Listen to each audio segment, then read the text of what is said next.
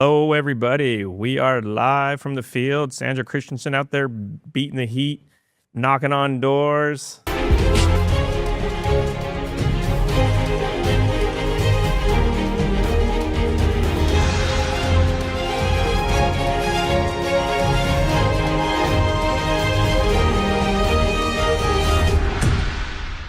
How you doing out there? We've had some great conversations.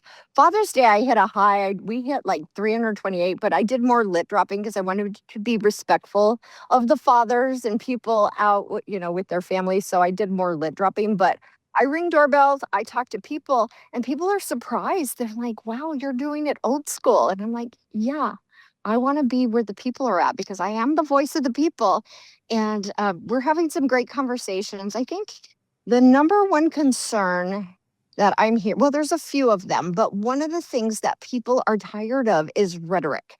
They are tired of the divisive rhetoric on both sides. Totally. And I think that the majority of people where we're at right now, we're the 80%ers. We are in the middle, and regardless of whether you're Democrat, Republican, independent, libertarian, whatever, they just want to stop with the name calling and the divisiveness.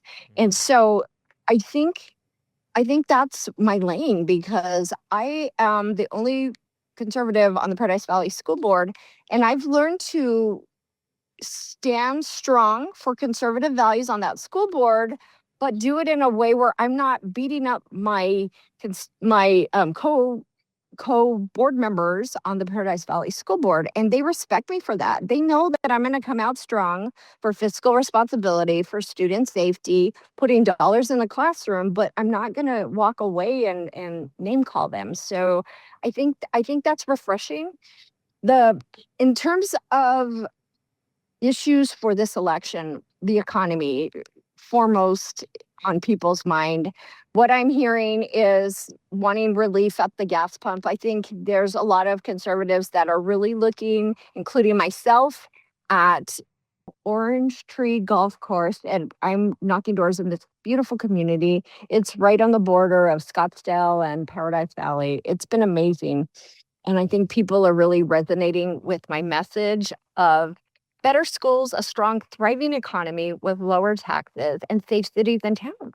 Because I will argue that every Arizonan wants that. It's not just conservatives.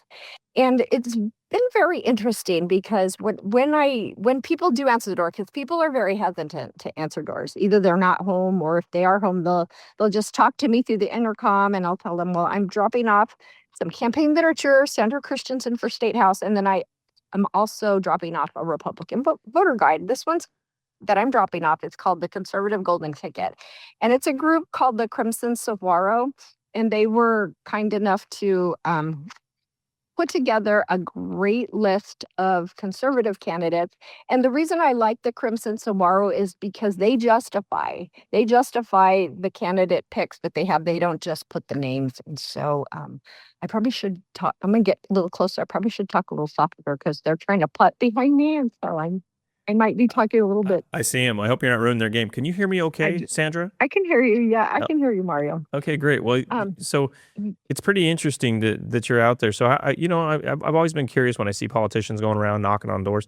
I mean, how well received are you out there? Is this a positive experience, or It's positive. It's positive because I show up with a smile, and I just tell them now I'm dropping off voter guides, and I give them information that the election starts tomorrow.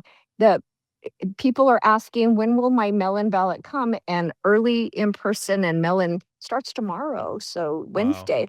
And so we're kind of surprised. I go, wow, that's soon. And I'm like, yeah, they moved the election up. The last day to vote is July 21st. And then I'm encouraging people to go to Be Ballot Ready to make sure that they're not going to have any issues.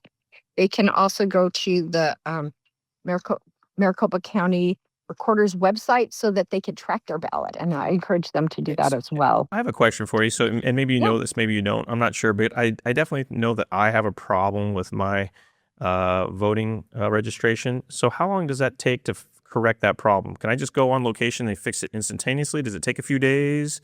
Have you heard? It does take some time. It's right now if you're having a problem for this election, it's a little bit too late to register to vote now. I think I don't even know what day it is today because all my days are going together, but I think it was the 22nd.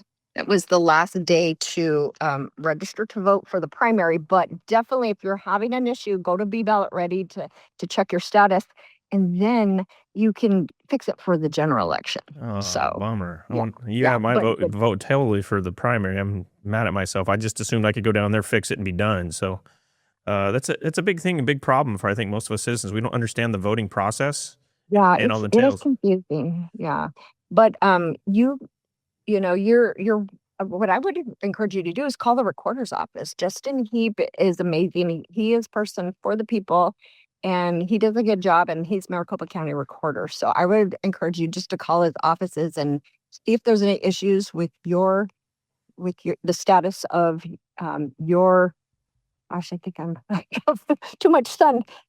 Just check your status of your voting status and then call Justin Heap. Yeah. Okay, great.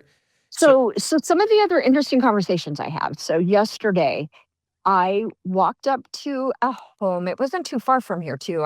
Again, I'm like the Cactus and Tatum area. And one of the individuals had a trailer out front and it said Scottsdale Rodeo and it had some great things. So I knocked on the door and it was a lot of fun. He told me that he's like, well, I have a crazy dog and my dog hates everyone. And I said, well, I'm good with dogs because I went to veterinary school. So the dog, instead of biting me, he came in, he licked my knees. So said, "Wow, you must be really good people," and that was my in. I'm actually getting a lot of great conversations talking about people's dogs because I did go to veterinary school and I am a bit of a dog whisperer and people love that and I think what's nice is that people are saying, well, you know, if the dog likes you, then I like you and you have my vote. So it's been kind what of a fun. nice organic way to earn votes. Oh, That's a new strategic been tactic. great. It's been great.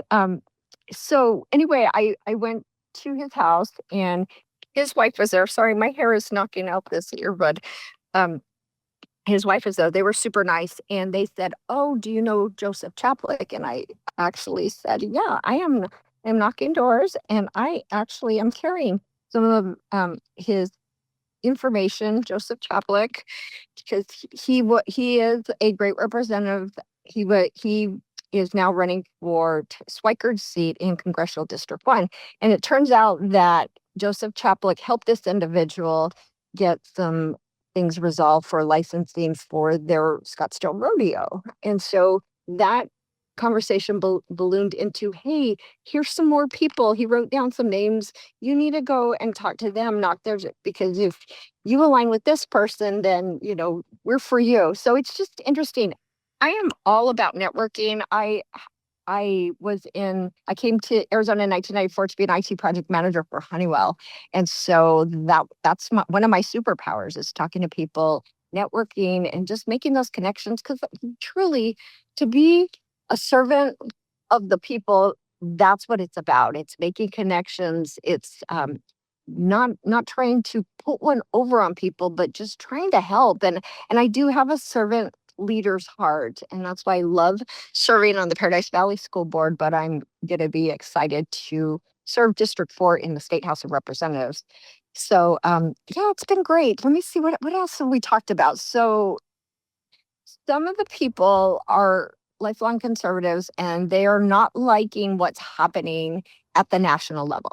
And so I'm listening and hearing that they're not happy with um, economy, number one, but wars and things like that. And so they appreciate that I'm listening to them and not just trying to beat them over the head with a USA flag or whatever. But I actually yesterday earned a vote for when I make it to the general of a Democrat because some of the houses when we go, we get information as precinct committeemen and candidates about what the makeup of the household is. So lean Republican, strong conservative, or liberal. So I went to a split house and the wife was the liberal and she opened the door and we just had a conversation, and she's like, we vote more for the person rather than the party. And I said, that's great.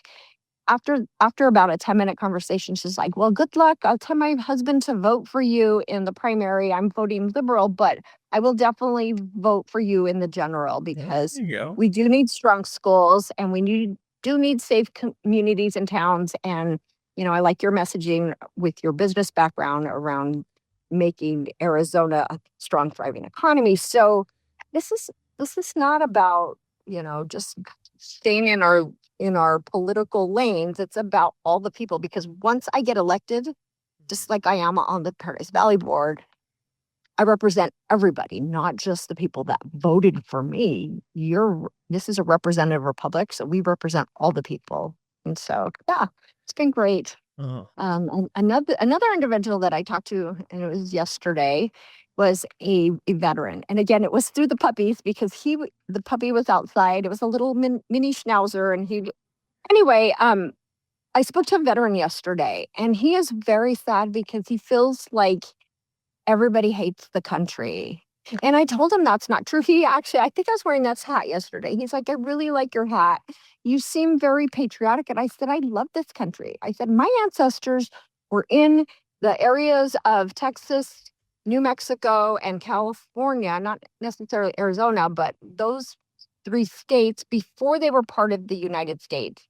And I'm Latina, but my ancestors were here a long time, even before they were part of the US. And I've always loved this country. My parents taught us to treat people with respect, love one another, and stand for the flag, hand over the heart, and, national anthem, and all of that. So, and my parents are not Republicans. So I think we need to get back to that, right? Love of country. We're celebrating 250 years of this great nation. And it really saddens me that the people that are here for the World Cup seem to be enjoying the US and loving the US more than some Americans. So I'm hoping we can get back to that.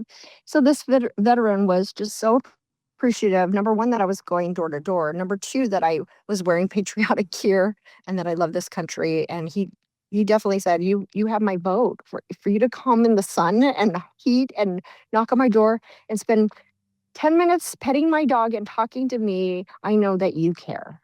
And so I think that's the difference. That's the difference maker, when people know that you are not just trying to get their vote, but that you care about them and you care about their issues. It really resonates very well with others. Well, I can vouch for that too, because I've gotten to know you over the last 6 months, when we first started working together. And now that I've not only had a lot of personal conversations, also seen you interact with a lot of different people in the studio and whatnot. And 100%, you have my vote. You're very genuine. You've stayed on. You've been consistent with your messaging, and I think that's what most people are looking for. Just be proud to be an Yeah. American. Who cares what party Yeah. lines? And you definitely carry that persona right there, which is, I think, what majority of us want. So hats off to you Yeah. for being out there sweating Thank away. you. Thank you. Yeah. And the other thing I just wanted to add is that going back to the safe cities and towns, some of the people are very fearful when you knock on their door. And so I kind of knock, and then I back up, and I am armed with a smile, and just say, hey, I'm just dropping off some campaign literature for you to help you. The election starts, like today, I'm saying the election starts tomorrow for in-person voting, as well as melons.